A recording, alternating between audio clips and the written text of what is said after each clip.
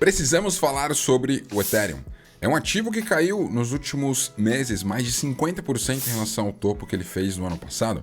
É um ativo que muitas pessoas estão duvidando da sua real capacidade de fazer a sua blockchain crescer. Afinal de contas, temos grandes concorrentes como a Solana.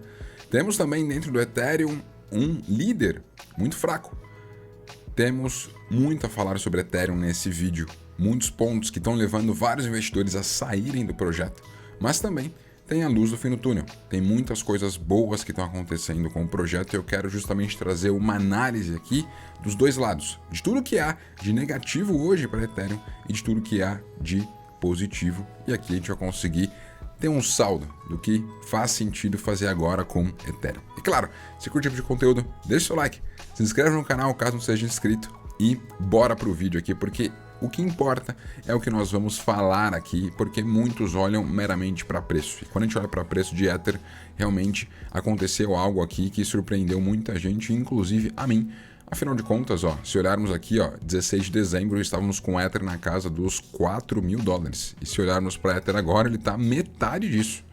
Impressionante o que aconteceu aqui em 14 semanas.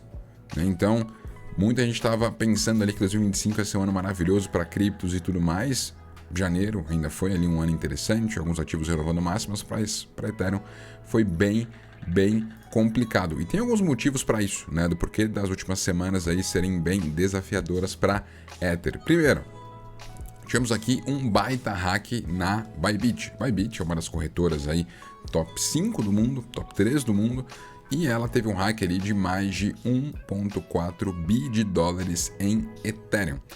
Só que o fato de ter tido esse hack em Ethereum por si só não é um problema. O que foi para mim um grande problema é nós tivemos ali, segundo os dados da Arkham, o hacker utilizando a Tornado Cash para vender todos esses Ethers e transformar em Bitcoin, mandando para diversas carteiras diferentes. Então, pensa que nós tivemos ali uma baita pressão de venda em Ether, né, no fim de fevereiro para cá, o que fez ele sair de uma correção normal que estava acontecendo no mercado, né, que veio aqui para casa dos 2.700 e tudo mais, deu uma queda que foi importante, mas ele acentuou essa queda aqui, acelerando mais 30% depois que isso que aconteceu com a Bybit, né, depois desse hack e por consequência toda essa troca de Ether por Bitcoin, tá? Além disso, nós podemos ver aqui a questão da concorrência que está acontecendo com o Ether. Então nós temos aqui dados da Artemis, por exemplo, e nós podemos olhar aqui no que diz respeito a blockchains e dá para ver aqui a questão de Daily Active Address. Se nós pegarmos aqui o período de um ano, dá para ver que nós temos aqui algumas blockchains que estão crescendo mais, né, do que o próprio Ether em termos de usabilidade, né? Então se nós deixarmos aqui, por exemplo, né, a Ethereum com Near e Solana, né? Ethereum está aqui em lilás, dá para ver que há um ano atrás Ethereum tinha ali de usuários ativos algo próximo de 500 mil, né, carteiras ativas, enquanto a Near 2.4 e Solana 1 milhão. Se nós olharmos agora, Solana a gente está falando de 3.8, ou seja, ela cresceu quase 4 vezes em termos de usuários. A Near cresceu também para 3.5 e Ether deu uma caída, né, para 338 mil, ou seja, outras blockchains estão conseguindo ter mais endereços ativos do que o próprio Ether. Tá? Então isso aqui é um ponto de atenção, isso fez com que alguns investidores começassem a olhar cada vez mais para outras blockchains, porque entendem ali o Ether como algo mais do passado, um legacy, e tem outras blockchains que elas podem, enfim, ter mais usuários do que a própria Ethereum, tá? Outro ponto que é importante é isso daqui, galera. Olha aqui. Esse aqui é o Vitalik Buterin, né? Esse aqui é o criador do Ethereum. Olha esse líder que você tem por trás do ecossistema Ethereum. Um líder muito fraco, que tem vários e vários memes em relação a ele, que tem algumas falas bem complicadas sobre vários temas aí no mundo. Então isso aqui, de certa forma, complica um pouco também da questão do Ethereum. Ter Vitalik Buterin ali por trás, que é um líder muito fraco. Por mais que ele seja muito inteligente, fez o Ethereum, isso é inegável. Mas em termos de liderança, em termos de expansão, em termos de marketing do Ethereum para ele ir para um próximo nível, nós temos aqui um problema, né, com o Vitalik Buterin, e isso é bem sabido aí por toda a comunidade. Além disso, nós temos aqui um outro problema. Que problema é esse? Nós tivemos aqui, ó, essa aqui é a questão dos flows, né, das entradas e retiradas que nós tivemos para o Ethereum desde que começou ali, né, em julho do ano passado, o ETF de Ethereum até o momento atual. E nós tivemos, depois que Trump foi eleito, uma baita onda de flows para o Ethereum. E dá para ver nessa linha amarela que o preço ele acompanhou. Então entrou muito recursos nos ETFs de Ethereum. Olha o que aconteceu aqui com o preço de Ether. Ele saiu dos 2.300 para casa dos 4.000 porque teve muito aporte institucional, certo? Só que o que está acontecendo agora? A gente está vendo nas últimas semanas, sobretudo depois que Trump veio ao mercado, trouxe a questão de tarifas, trouxe medo para os mercados, correção nos mercados, é natural que nós tenhamos ali uma corrida para ativos de certa forma mais seguros, né? Então nós tivemos aqui mais retiradas dos ETFs de Ethereum. Isso fez com que o preço caísse. Então dá para ver que claramente a entrada de recursos nos ETFs estão correlacionadas a uma subida no mercado, retiradas dos ETFs está correlacionado a uma queda no mercado. Então isso aqui para o investidor de Ether é super importante acompanhar. Se eu acredito que Ether ele vai valorizar mais, eu preciso acompanhar essa métrica aqui que diariamente, né, todo dia útil, a gente consegue ver se os ETFs estão comprando ou não Ether ou Bitcoin, que são os dois ETFs que nós temos aí aprovados, e dá para ver claramente isso, né? Nas últimas semanas tivemos muita retirada. Não, evidentemente, né? Como as entradas foram muito superiores às retiradas, né? Se você ponderar aqui tudo certinho, mas as últimas semanas foram pautadas aí, sobretudo, de retiradas, tá? Só que, claro, todos esses pontos aqui que eu trouxe para vocês são pontos que eles são bem negativos, tá? Para Ether. E aqui eu posso trazer um último, tá? De ponto negativo, que é exatamente isso daqui, ó.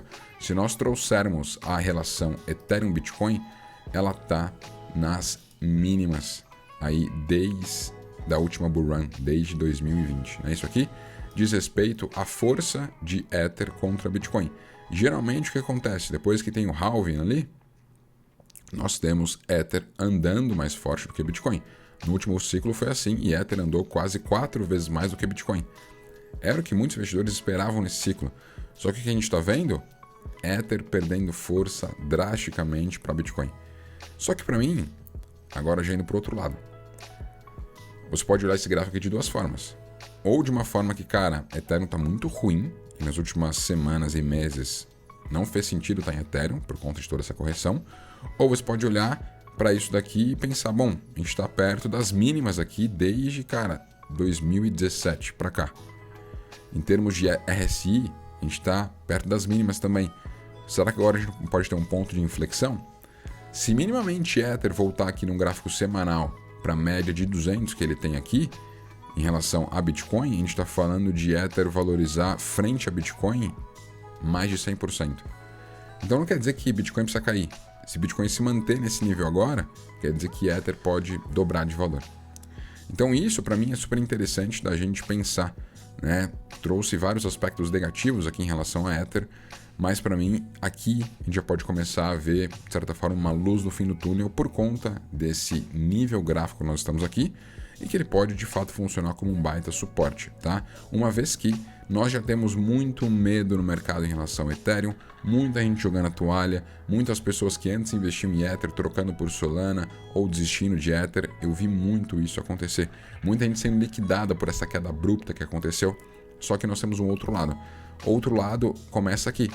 Hoje o supply, né, a quantidade de Ethers que nós temos nas corretoras, eles estão ali no seu menor patamar desde 2015.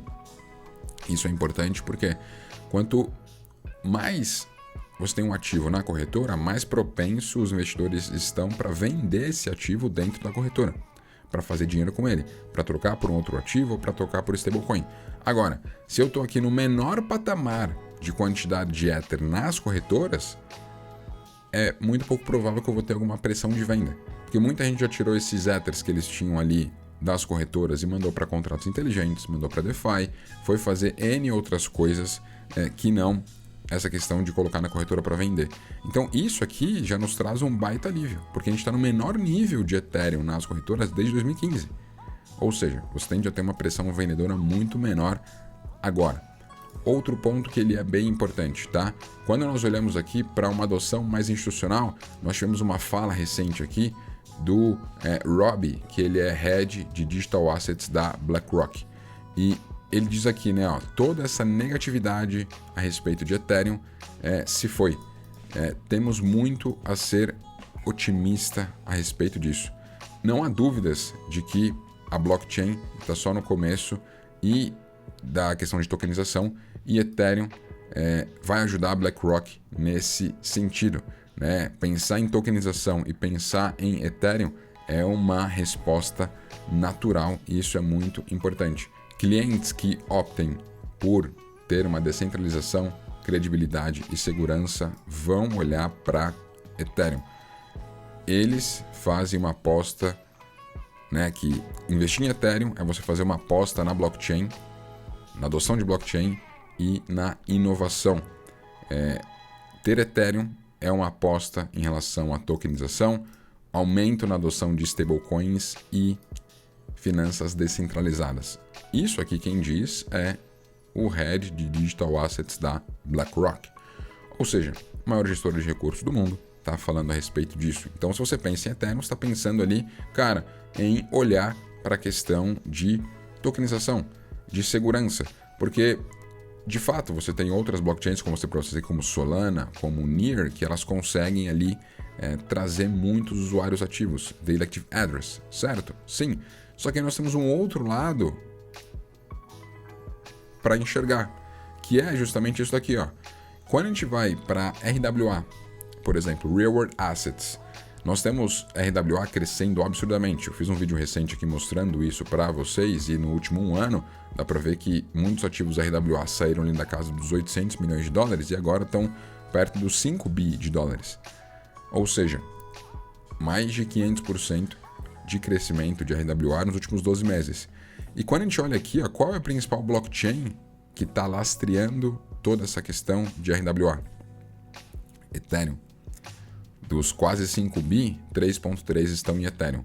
E aí quando você olha aqui, ó, para fundos que são relevantes, como por exemplo o fundo da BlackRock, voltado a ativos tokenizados, ele é um fundo de 1.4 bi e ele se baseia em Ethereum.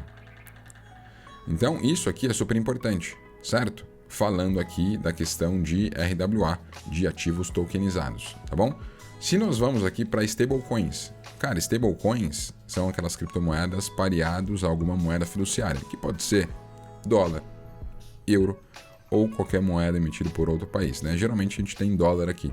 Quando nós olhamos para esse mercado de stablecoins, é um mercado que ele está nas máximas históricas. A gente está falando de um mercado que ele está com 225 bilhões de dólares dentro dele, certo? Sim, só que qual que é o grande ponto aqui para mim em relação a tudo isso? Você pensar que, cara, boa parte dessas stablecoins que elas vão continuar crescendo, stablecoins vão ser usadas para pagamento, isso está tendo uma grande adoção no mundo, cara, qual é a principal blockchain aqui que as stablecoins estão dentro? Algo que tem centenas de bilhões de dólares, Ethereum. Então isso também mostra que o mercado, pensando em mais segurança, ele opta por Ethereum. Solana tem exposição a stablecoin? Sim. Mas é menos de 10% do que é Ethereum. Então, os grandes investidores, os institucionais, aqueles que fizeram Bitcoin sair dos 40 mil dólares para mais de 100, são aqueles que estão investindo forte em Ethereum. Então, esse ponto para mim é importante. E aí, quando a gente vai aqui para uma questão mais gráfica, eu gosto de olhar bastante para isso daqui, tá? A gente tem alguns pontos aqui que são relevantes para Ethereum. De novo, toda essa queda muito rápida que aconteceu foi muito ruim, limpou muita gente do mercado, trouxe muita liquidação. Isso para mim, cara, em termos como investidor, né? Você vê toda essa volta aqui, né? Por ter acumulado aqui embaixo, você vê ele ir lá para cima, e se acreditar que Ethereum vai romper máximas e para cima de 5 mil dólares, e como se isso aqui é muito ruim. Mas a gente está aqui num ponto de extrema importância, num ponto de inflexão. Ou seja, Ether acima dos 2 mil dólares, a gente pode continuar pensando que ele pode renovar máximas e ir para cima. Se ele ficar abaixo de 2 mil dólares, já fica mais difícil. Tá? Então a gente está num limiar aí que é super importante. Só que, se nós pensarmos aqui, né, em termos de um prazo maior, né? Não olhar só para o gráfico diário, mas vamos olhar para um gráfico maior, semanal. A gente segue numa tendência de alta no gráfico semanal, com topos e fundos ascendentes. Claro que a gente veio muito para baixo agora, mas continua numa linha de suporte que ela é relevante. Então, se nós olharmos aqui e considerarmos Ethereum, né, o que eu como investidor estou olhando agora. Esse aqui é um gráfico semanal para Ethereum, ele já foi para níveis bem baixos aqui de RSI. Eu particularmente fico mais otimista com o Ether, ele ficando acima dessa média de 200 períodos aqui, né, retomando acima dos 2.300. Me deixa mais tranquilo com o Ether, me deixa mais tranquilo em relação a uma retomada dele. Vale frisar que as coisas caíram muito rápidas aqui, né? Então a gente está falando aqui de quantas semanas para cair aqui 40%, a gente está falando de 12 semanas. Só que a gente tem que pensar que quando o Trump foi eleito, olha quantas semanas levaram ali para Ether e para os 4 mil. 4 semanas. 4 semanas, Ether quase dobrou de valor. Então, eu particularmente acredito que a gente pode ter uma retomada mais rápida aí do mercado, desde que Ether fique ali acima dos 2.300, tá? Então, realmente é algo desafiador. Tem muitos pontos negativos pairando sobre Ethereum que eu trouxe aqui para vocês. Tem pontos positivos. Eu não desfiz da posição que eu tenho em Ether, particularmente acredito e acho que é uma das oportunidades mais gritantes que nós temos no mercado, uma vez que tantas pessoas já jogaram a toalha e nós temos um ativo que ele acaba sendo aí muito forte. É a segunda maior cripto do mercado e não tem nenhum outro substituto próximo dela. Para você que quer negociar Ethereum e demais criptos nas mais diversas blockchains, tem uma plataforma que eu gosto muito e falo para vocês, que é a Matcha. Ela funciona como um grande DEX aggregator. Ela acaba trabalhando aqui nas mais diversas blockchains como Ethereum, Base, Unichain, Arbitrum, Polygon, BNB, Optimism, Linea, Avalanche e inúmeras outras, e você consegue trocar os ativos aqui em um só lugar.